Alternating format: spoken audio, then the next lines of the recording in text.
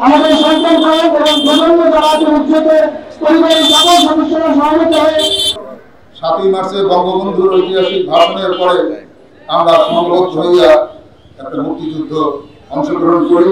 বাড়ি থেকে বিভিন্ন জায়গায় বাসবুক আমাদের বাবা আমাদের চাচা যারা উচ্চতা ছিলেন যারা উচ্চতা ছিলেন ছিলেন যাদের লক্ষ্যে এই রাষ্ট্র পতাকা আপনারা অনেকেই খেয়াল করেছেন সোশ্যাল মিডিয়া একটা বিষয় আপনারা আন্দোলন করছেন আমরা বলতে চাই ভালো আপনারা ভাঙবেন এই আপনারা মুক্তিযুদ্ধের একটা প্রভাব নেই না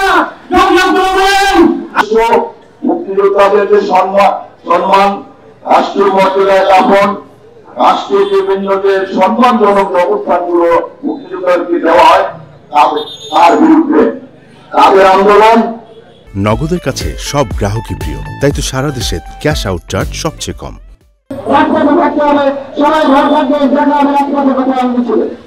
এখন আপনাদের সামনে সংক্ষিপ্ত বক্তব্য রাখেন তাদের নির্দেশনা নিয়ে আমাদের সরকার এবং প্রজন্ম যারা আছে উচ্চতে পরিবারের সকল সদস্যরা সহমত হয়ে